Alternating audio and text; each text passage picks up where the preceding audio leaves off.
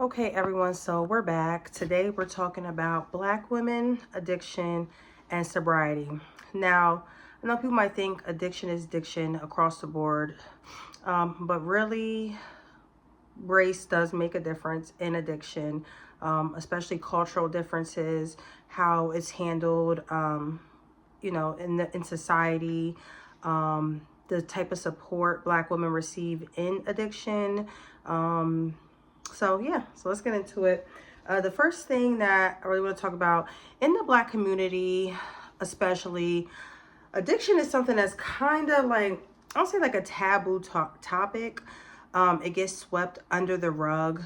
Black people don't really talk about addiction too much. They don't really get into detail. Like, if someone's a crackhead, they're like on hard drugs. Like, they just say, oh, like Pookie from the block. Yeah, he on that stuff. That's what we call it. So it's not like, people don't think to reach out like, oh, let me go help Pookie, or let me go make sure, he's all right. Oh, we should really get Pookie in a rehab. We should really check out some resources to help Pookie get his life together. No, Pookie just is who he is. And that's how he's accepted in the community. Like, no one fights for Pookie sobriety. No one really bats an eye. It's just kind of, like I said, something that's accepted in the Black community as that's just how that person is. Like, you don't really think about it. It's not anything that, we really bring a lot of attention to. Black women in particular, that's a rough one too, because there are a lot of younger Black women, especially nowadays. I feel like, I know everybody's on the Casamigos wave and Cutwaters and all of that, but a lot of these young girls are alcoholics, and they probably hate to say it because it's just seen as like, oh, that's what we do. We go out, we're young, this is what's acceptable right now. But a lot of younger Black women are probably struggling with addiction or drinking enough that it could lead to addiction without them even realizing it, because like I said, it's socially acceptable, and within the Black community is more so swept under the rug, a taboo topic. And the reason I think that it is a taboo topic within the Black community is because Black women are always expected to be, strong Black women. We have this strong Black women trope. Society expects us to be strong. Our own people expect us to be strong. So for us to be struggling is contradictory. You know what I mean? Like, we don't go to rehab. We are the rehab for people. We rehabilitate people. People don't rehabilitate us. Which is sad to think, because even, it's like, check on a strong person, but Black women are seen as like almost too strong to struggle with addiction and problems and things like that, or they're too strong to, feel like, okay, or maybe they take it into themselves personally, like, oh, I'm supposed to be strong, so I shouldn't be struggling. I shouldn't need help, which is not the case for anyone at any point. We all need help sometimes. And I think Black women have a harder time going to go get help or admitting they have a problem because, like I said, society, our community kind of conditions that we are the strong ones. We are the rehab centers of people, for people, and we should be rehab centers for ourselves, even if we do need support and other people to lean on. And another thing I noticed, besides us having to pull our own selves up by our bootstraps, is sometimes there comes a lot of criticism within the Black community, especially from a lot of other Black women. I know it's terrible to say, but sometimes we tend to kick each other when we're down. So if Black women don't have support from society, and they also don't have support from other Black women like themselves, that kind of leaves them in a lonely, isolating place, or maybe they just feel too embarrassed to ask for help, or if they feel like if they do ask for help, that they will be made fun of and they will be ostracized, which is something that is common and does happen in the Black community, unfortunately. Even if it's our own family members, sometimes they can sit there and watch us struggle and kind of like get a kiki out of it. But not really be willing to, and, kind of put themselves like, well, at least I'm not doing, as bad as such and such, which leaves Black women in a place that, like I said, isolating place where they feel like they're afraid to get help, because getting help would mean they would have to admit that they actually have a problem.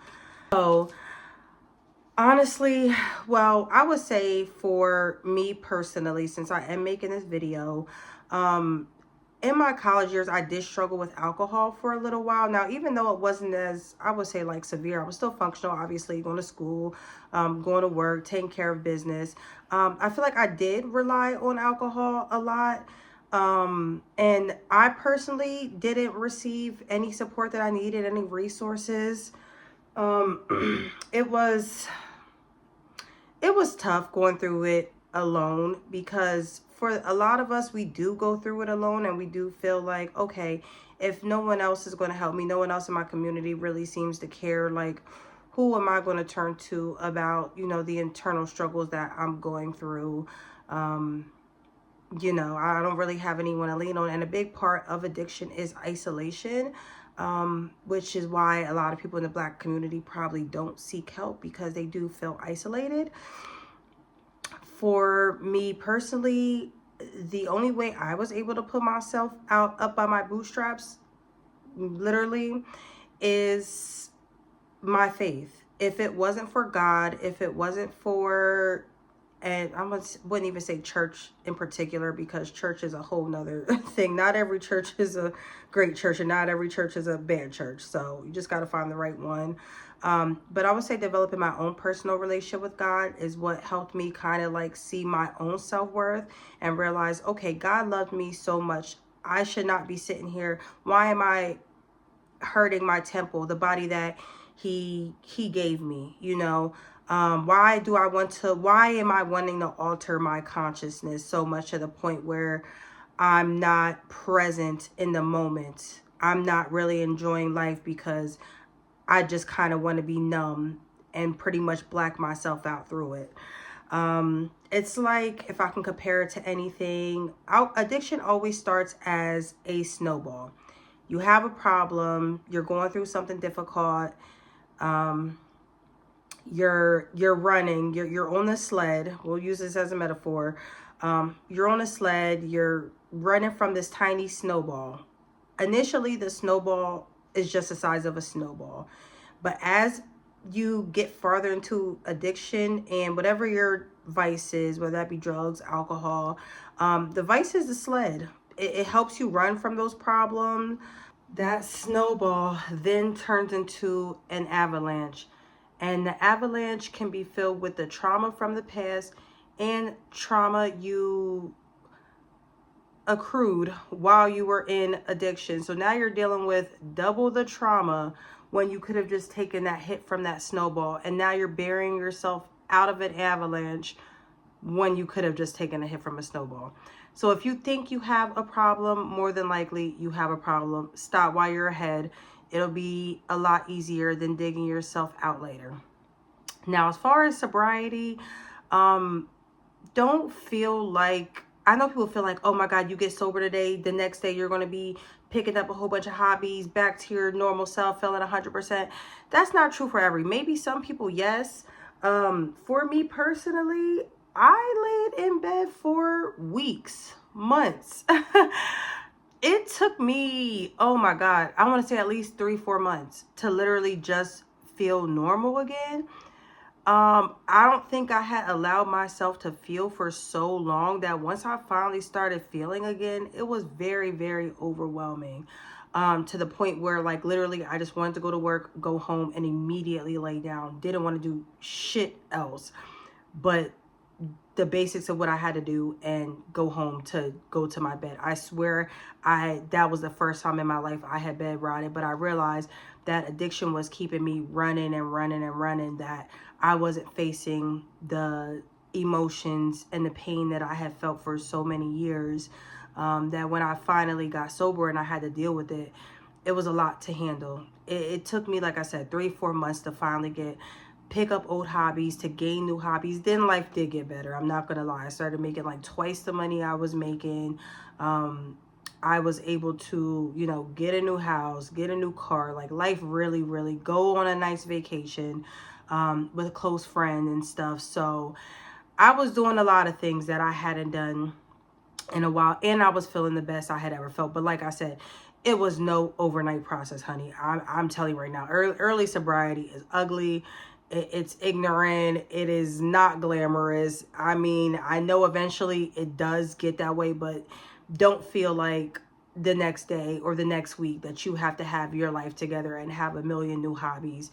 Take your time. It's been a while since you've allowed yourself to really, like I said, feel. And healing is a zigzag journey. It's not a straight path for everybody. So with that being said, leave any comments below. Feel free to message me directly if anyone's struggling out there, especially if you're a Black woman. Please don't, and you feel like you don't have support for from your community. Hopefully we can build a community here to support each other.